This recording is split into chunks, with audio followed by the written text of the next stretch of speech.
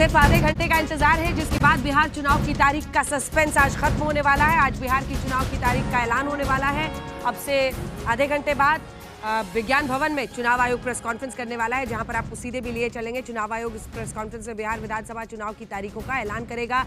देखिए, जितने भी मेहमान हमारे साथ जुड़े हुए उन सबको एक बार दिखा दीजिए। पिछली बार के अगर नंबर्स को देखें तो बहुत कम वोट मार्जिन था, 0.03% के आसपास का था, 0.13% का था, जो हम आपको 0.03, मैंने सही बताया था आपको, 0.03% का अंतर था सिर्फ वोट में। तो आप सोचिए कि कितने करीब ये चुनाव रहे। अगर सबसे बड़ी बात थी आरजेडी पार्टी, एक सीट पीछे थी भारतीय जनता पार्टी। पिछली बार परफॉर्मेंस अच्छी नहीं रही थी नीतीश कुमार की, लेकिन लोकसभा चुनाव में उन्होंने फिर जबरदस्त वापसी कर ली थी। 2020 में अगर 74 सीटों पर बीजेपी थी तो 75 पर आरजेडी, सबसे बड़ी party. 67% strike rate Bharatiya Janata party का था तो 37% जेडीयू का था। ये 2020 के विधानसभा चुनाव की मैं बात कर रही हूं आपके सामने। वहीं आरजेडी का स्ट्राइक रेट देखिए, आरजेडी का स्ट्राइक रेट 52% था, 52%। सबसे अच्छा स्ट्राइक रेट बीजेपी का 67%, उसके बाद 52% पर आरजेडी। लेफ्ट पार्टियों का लेकिन उससे भी अच्छा था, 55% पर वो थे, 29 सीटों पर लड़े थे और 16 सीटें उन्हें मिली थी।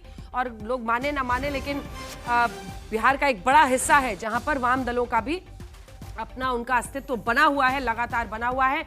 2 चरणों में बिहार चुनाव की संभावना बताई जा रही है और 1 से 10 नवंबर के बीच में ही तारीखों को तय किया जा सकता है। ऐसा इसलिए माना जा रहा है कि दिवाली के बाद छठ पूजा, और छठ पूजा बिहार में सबसे बड़े पर्व के तौर पर मनाया जाता है, तो वो जब अक्टूबर में खत्म हो जाए, 1 से 10 नवंबर के बीच में माना जा रहा है कि 2 फेजेस में चुनाव हो सकते हैं। विज्ञान भवन में इलेक्शन कमीशन की प्रेस कॉन्फ्रेंस कुछ ही देर में होने वाली है। हिमांशु, जल्दी से एक बार आपके पास आते हुए, आपको भी यही लग रहा है? हालांकि कह रहे हैं कि कार्यकारी अध्यक्ष जेडीयू के संजय झा ने लिखित में दिया है कि 1 चरण में ही चुनाव कराइए, लेकिन ऐसा लग रहा है कि 2 चरणों में चुनाव हो सकते हैं। देखिए, बिल्कुल ये बात सही है कि जेडीयू की तरफ से कहा गया है कि 1 चरण में हो। ज़्यादातर पार्टियां 11 पार्टियां जो मिली हैं इलेक्शन कमीशन से, उन्होंने ये कहा कि 1 से 2 चरणों में जो है चुनाव कराया जाना चाहिए, 3 चरणों में चुनाव नहीं होना चाहिए। और अंजना, जो हमारे भी सूत्र बता रहे हैं, उनका यही कहना है कि 2 चरणों में जो है बिहार का चुनाव हो सकता है इस बार, क्योंकि पिछली बार 3 चरणों में हुआ था। और इस बार अगर आप देखेंगे तो जो पहले एक बिहार के लिए कहा जाता था, वहाँ पर जो है बूथ कैप्चरिंग हो जाती थी या नक्सल बेल्ट थी, वो सारी चीज़ें अब समस्याएं जो है वो नहीं है। और इसीलिए जो है ज़्यादातर पार्टियों की तरफ से ये भी कहा गया कि 2 चरणों में हो। जेडीयू की तरफ से ये कहा गया 1 चरण के अंदर ही जो है वो चुनाव होने चाहिए। तो अब देखना यह है कि क्या चुनाव आयोग 2 चरणों में चुनाव कराएगा, क्योंकि एक तरीके से देखा जाए तो 243 सीटों पर चुनाव एक साथ कराना थोड़ा सा हो सकता है बिहार के समीकरणों के हिसाब से, जो ज्योग्राफिकल समीकरण है उनको देखते हुए। लेकिन 2 चरणों में जो संभावनाएं हैं वो ज्यादा दिखती हैं कि 2 चरणों में इस बार बिहार का चुनाव होगा। लेकिन बड़ी बात यही है कि अभी तक जल्दी से आशुतोष से, हिमांशु, कंचना यादव भी हमारे साथ स्टूडियो में जुड़ रही हैं। आशुतोष जी बोले जैसे कि 1 चरण में चुनाव होगा तो उन्होंने कहा बहुत अच्छा होगा, इससे चुनाव आयोग की साख बची रहेगी। अब 2 चरण में होता है तो बची रहेगी कि नहीं सर? देखिए, हमारे कहने ना कहने से तो कोई फर्क पड़ने वाला नहीं है, लेकिन ये बात सच है कि पिछले दिनों ये लगातार ये आरोप लगते रहे हैं कि दरअसल जो ये स्टैगर्ड फॉर्म में चुनाव किए जाते हैं, दो क्या बल्कि 6 चरण में, 5 चरण में, 3 चरण में किए जाते हैं, उससे जो सत्ताधारी पार्टी है उसको लाभ मिलता है, ऐसा आरोप लगाया जाता है। हालांकि ऐसा लोकसभा चुनाव के दौरान भी कहा गया था, और अंत में जब चुनावी तारीखें मई अंत जून तक चली गई थी, इतनी घोर गर्मी थी, तो हर कोई कह रहा था कि इतना लंबा नहीं खींचा जाना चाहिए। जल्दी से एक बार संजय शर्मा के पास चलते हैं, क्योंकि संजय इस वक्त आ रही हूँ आशुतोष जी, संजय अंदर मौजूद है और कुछ ही देर में प्रेस कॉन्फ्रेंस की शुरुआत होने वाली है। क्या जानकारी है संजय आपके पास?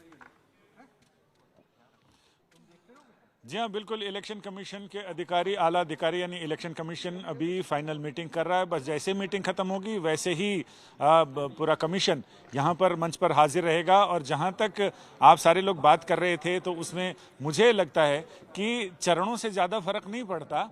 इलेक्शन कमीशन की साख तो इस पर निर्भर करती है कि चुनाव से लोग कितने संतुष्ट रहते हैं, पूरी प्रक्रिया से कितने संतुष्ट रहते हैं। और जो एसआईआर को लेकर असंतोष दिखा, उस पर सुप्रीम कोर्ट की भी मुहर लगी। और उसके बाद फिर अब ये देखना दिलचस्प होगा कि अब तक तो जो हमारे सूत्र बता रहे हैं कि 2 चरणों में मतदान होने के बहुत ज़्यादा आसार हैं। और 10 नवंबर से पहले तक विधानसभा के चुनाव की प्रक्रिया पूरी हो जाएगी। तो ऐसा छठ के सूत्र बाद बता संजय रहे फिर हैं। ऐसा ही लगता है कि 1 से 10 तो नवंबर के इसमें, बीच में ही ये वोटिंग हो जाएगी। जी हाँ, बिल्कुल। आयोग के सूत्रों का कहना है कि इन्होंने कोशिश ऐसी की है कि छठ की छुट्टियों में जो लोग जाएं वो थोड़ा छुट्टियों को एक्सटेंड करके और उनके नाम वोटर लिस्ट में हैं तो वो वोट देकर ही अपने अपने प्रवास स्थल की ओर रवाना हो। तो ऐसी कोशिश की गई है, यानी निर्वाचन आयोग हर तरह से चाहता है कि वोटिंग परसेंटेज में इजाफा हो। और जो आंकड़े हैं वो ये बताते हैं कि जिन कारणों से वोटिंग परसेंटेज कम होता था, यानी मृत मतदाताओं के नाम भी थे, प्रवासी मतदाताओं के नाम भी थे, 2 जगह 3 जगह वालों के नाम भी थे, और कुछ जो नेपाल, बांग्लादेश और म्यांमार के लोग हैं उनके भी नाम थे। तो वो नाम हटने से अब क्या है, कंसोलिडेटेड हो गई है वोटिंग लिस्ट। तो ऐसे में मतदान प्रतिशत बढ़ने के आसार नजर आ रहे हैं। संजय एक और क्वेरी है, क्योंकि पिछले कुछ चुनावों से संजय आप भी देख रहे होंगे कि बार बार कोई ना कोई एक छोटा पर्व आ जाता है जिसके बाद फिर हमें भाई दरख्वास्त मिली है इस तारीख को मत वोटिंग कराइए, तो हम चेंज कर रहे हैं। क्योंकि देखिए, अगर छठ पूजा के लिए जो अभी तक तारीख दिख रही है 28 अक्टूबर दिख रही है, 5 नवंबर को गुरु पर्व भी है, गुरु नानक जयंती। ऐसे में मतलब इन तारीखों का ख्याल रख के उम्मीद करते हैं कि इस बार तारीखों का ऐलान। कार्तिक पूर्णिमा बिहार में कार्तिक पूर्णिमा के स्नान का भी बड़ा जोर रहता है। तो ऐसे में ये गुरु नानक जयंती और उसी दिन कार्तिक पूर्णिमा का महास्नान भी होता है। तो इसे भी ध्यान में रखेगा निर्वाचन आयोग, क्योंकि बाद में अगर चीजें हों तो उससे थोड़ा सा मजा किरकिरा होता है राजनीतिक महापर्व का। तो ऐसे में ये जरूर ध्यान रखा जाएगा। तो मुझे लग रहा है कि इन तमाम चीजों को ध्यान में रखते हुए निर्वाचन आयोग ऐसा कार्यक्रम बनाएगा जिससे 10 नवंबर से पहले तक नतीजे आ जाएं। पिछली बार 29 नवंबर को विधानसभा का कार्यकाल खत्म होना था और 10 नवंबर को ही रिजल्ट आ गए थे, यानी 19 दिन पहले रिजल्ट आए थे। इस बार भी मुझे लग रहा है कि कम से कम 15 दिन पहले तो रिजल्ट आ ही जाएंगे। चलिए, आप बने रहिए, कुछ भी वहां से जानकारी हो हाथ उठाइएगा, इशारा करिएगा, आपके पास जरूर आएंगे। अब जितने मेहमान मेरे साथ इस वक्त मौजूद हैं, 3 से 4 बड़े मुद्दे मैं बताना चाहती हूं, उसमें आप अपना पिक कीजिए भाई कि आपको क्या लगता है कौन सा मुद्दा सबसे हावी होगा। एक तो सबसे बड़ा मुद्दा यही है SIR, वोटों को लेकर, चुनाव आयोग की भूमिका को लेकर जो सबसे बड़ा मुद्दा विपक्ष ने बनाया है। दूसरा बड़ा मुद्दा है मुख्यमंत्री के स्वास्थ्य को लेकर भी विपक्ष बहुत घेर रहा है।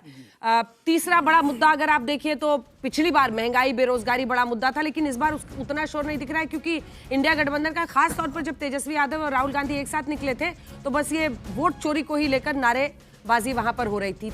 चौथा बड़ा मुद्दा, क्या ये जो योजनाएं हैं जिसमें आप देखिए ना, मतलब ये आप योजना देखिए शशि शेखर जी, महिलाओं को जो 10,000 नगद की मदद दी जा रही है, 1 करोड़ लाभार्थी, 10,000 करोड़ बजट है इसका, और आवेदन इसमें 1 करोड़ 6 लाख लोगों का आया है। हर परिवार की एक महिला को लाभार्थी बनाया गया है मनपसंद रोजगार करने के लिए, और 6 महीने बाद आकलन होगा जिसके बाद 2 लाख दिया जाएगा।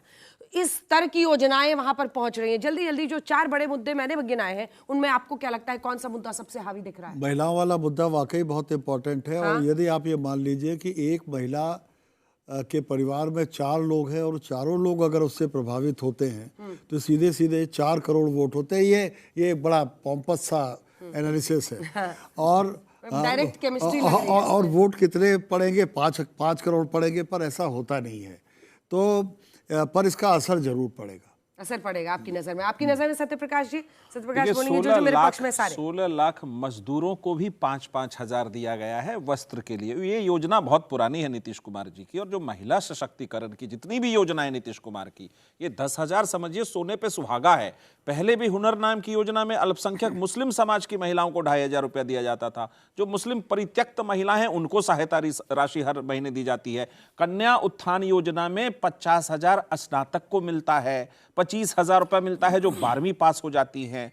तो हर मानदेय में महिला सशक्तिकरण की ये जो सोने पे सुहागा वाली योजना है, ये एक विस्तार है उस महिला सशक्तिकरण का। 0.03% का मार्जिन था वोट्स में, आप में और विपक्ष में। इस बार क्या 20 साल नीतीश कुमार के रहने के बाद भी आपको लग रहा है कि एंटी इनकम्बेंसी नहीं होगी उनके? पिछली बार की स्थिति कुछ गठबंधन को लेकर के असमंजस में रह गया, जो अब चिराग पासवान जी वाला एक फैक्टर है, उससे नुकसान पहुंचा। लेकिन इस बार तो उपेंद्र कुशवाहा भी साथ में है। उपेंद्र कुशवाहा जी पिछली बार हमारे साथ नहीं थे, वो ओवैसी और बहुजन समाज पार्टी के साथ 4-5 सीट जीते थे। ओवैसी साहब जीते थे, उनके साथ गठबंधन में था। आज करीब करीब बिहार की तमाम पार्टियां जिसने बिहार का जिससे बेड़ा चार गर्क चार किया, वो चली गई सारी आरजेडी। पार्टियां एक साथ है, चाहे कांग्रेस हो, चाहे राजद हो, और वाम दल की जो पार्टियां हैं, सीपीआई, एमएल और सीपीआई, वो लोग हैं उनके साथ महागठबंधन में। लेकिन जो प्रगतिशील बिहार की तमाम पार्टियां हैं वो नीतीश कुमार जी के साथ इसलिए है। शशि जी एक बार बार कुंभे पे आ आखिरी रहे हैं, पॉइंट, खुद ही बता रहे कुंभे में अब हमारे ये देखिए, है, नीतीश- ना आपके बस की है, ना बीजेपी के बस की है, ना मुझे एक आरजेडी लाइन के बोलने बस की है, दीजिएगा, ना मुझे कांग्रेस, एक लाइन किसी के सिर्फ बस की एक नहीं। लाइन बोलने दीजिएगा। नीतीश कुमार जी पिछले 20 सालों से काम कर रहे हैं। कभी किसी अस्पताल में आपने सुना कि नीतीश कुमार 15 दिन से अस्पताल में? नहीं, नीतीश कुमार पूर्णतः स्वस्थ है और आज भी वो सकरा में है। और सुबह वो मेट्रो का उद्घाटन करके गए हैं और कल उन्होंने राजगीर में 90 एकड़ का वो अंतर्राष्ट्रीय स्टेडियम उद्घाटन किया। तो नीतीश कुमार लगातार काम कर रहे हैं। ठीक है, बाकी कंचना लोगों जी, को बदनाम करना है वो लगातार काम कर रहे करें। हैं नीतीश मुस्तैद कुमार है जी, आप नीतीश लोग ऐसे ही कुमार। उन पर आरोप लगा रहे हैं और आपके लिए भी यही बात फिट बैठती है, आपके भी बस की नहीं है अपने दम पर है। अपने दम पर बस की बात क्या नहीं है। गठबंधन से सरकार जो मतलब ये भी बनती है, गठबंधन, आप भी नहीं, लोकतंत्र में गठबंधन की सरकारें हमेशा अच्छा काम करती हैं। इसका तो गवाही हर कोई देगा, चाहे यूपीए की सरकार हो, चाहे हमारी सरकार रही हो, जिसकी भी रही हो। लेकिन हम इनके कामों पर आते हैं। देखिए, जो आज कर रही है, पैसे दे रहे हैं, सब कर रहे हैं, पैसे से प्रभावित होंगे, जो भी बातें की जा रही हैं। लेकिन हकीकत यह है कि जब देखिए, जब विपक्ष कहता है कि हम सरकार में आएंगे और हम तब पैसे देंगे और 5 साल का वो स्कीम होता है, इसका मतलब यह होता है कि जो करंट जो सत्ता में गवर्नमेंट है वो कहीं ना कहीं फेल हो गई है और उसको दुरुस्त करने के लिए आएंगे तो हम रोजगार देंगे, नौकरी देंगे और पैसे के जो अदर स्कीम्स होते हैं वो सब हम लॉन्च करेंगे। जब विपक्ष ये बोलता है तो ये समझ में आता है कि हाँ, सत्ता पक्ष जो है कमजोर है और उसने सही से काम नहीं किया। लेकिन जब सत्ता पक्ष भी यही करे तो वह भी यही कहती है कि हमने सही से काम नहीं किया। सत्ता पक्ष को भी आखिर में लास्ट में आज चुनाव आज अनाउंस हो रहा है ना, और आज ही के दिन अगर आप पैसे डालने की बात कर रहे हो और चुनाव चल रहा है इस स्कीम के तहत, अक्टूबर में, नवंबर में, दिसंबर में, हाँ, अक्टूबर में, नवंबर में, दिसंबर में जब आप पैसे देने की बात करें, इसका मतलब आप ये प्रूव करो 5 साल सिर्फ नहीं 20 साल आपने कोई काम नहीं किया है जिसकी भरपाई आप पैसे बांट के कर रहे हैं। विनोद जी बांटिए पैसे। लेकिन क्या आपको लगता है कि बिहार की जनता आपके पैसों से आप उनका वोट खरीदेंगे? आप लोग भी तो पैसे की बात कर रहे हैं, वोट खरीदने की बात ही नहीं की। 2,000 रुपया महिलाओं को दे रहे हैं, वो क्या है? मैंने कहा कि जब विपक्ष बोलता है हम आकर ये काम करेंगे तो ये बताता है कि सत्ता पक्ष कमजोर हो गई। नहीं, पैसे देने 5 साल का प्रोग्राम है इनका, एक दिन का प्रोग्राम है। मुझे एक लाइन इनका एक चुनावी प्रोग्राम है, एक किश्त वाला। हाँ, चुनावी प्रोग्राम है हमारा।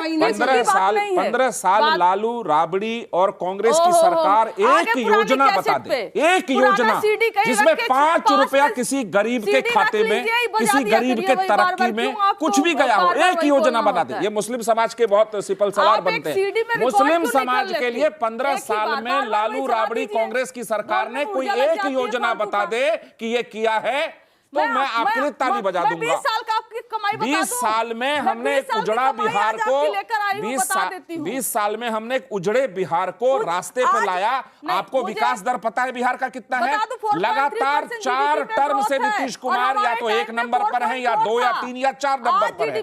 देश में सर्वाधिक विकास दर वाला राज्य बिहार है। तो ये तो आपको समझ में नहीं आना चाहिए। विकास दर आसमान से तो नहीं गिरता है ना, विकास हो रहा है तो उसका दर है। विनोद जी, इतना तो मानेंगे ना। आपकी नजर में जो मैंने बड़ी बड़ी बातें गिनाई, आपका इसीलिए आई क्या सबसे बड़ा फैक्टर बनता दिख रहा है? उसके बाद चलेंगे हिमांशु, पीयूष और आशुतोष। देखिए, महिलाओं का फैक्टर तो है, उसमें कोई दो राय नहीं, उसको आप डिनाई नहीं कर सकते। लेकिन क्या वो इतना बड़ा फैक्टर बन जाएगा कि पूरा बाजी पलट दे? ये नतीजे बताएंगे। लेकिन 2 मुद्दे और हैं जो उस पर शायद हम लोग अभी उसको ध्यान नहीं। एक है बेरोजगारी, दूसरा पलायन। ये भी बिहार के बड़े मुद्दे हैं। अब विपक्ष इनको किस तरह से उठा पाएगा, क्या इनको मुद्दा बना पाएगा अपने चुनाव कैंपेन में? अगर बना लेता है तो फिर चुनाव बहुत दिलचस्प होगा, नहीं बना पाएगा तो फिर चुनाव दूसरी तरह का होगा। हिमांशु, पलायन से सर्वाधिक प्रभावित महिलाएं होती हैं जी, उन्हीं की जिंदगी ज्यादा नर्क होती है, सारी लेकिन वो मुद्दा बनता नहीं है।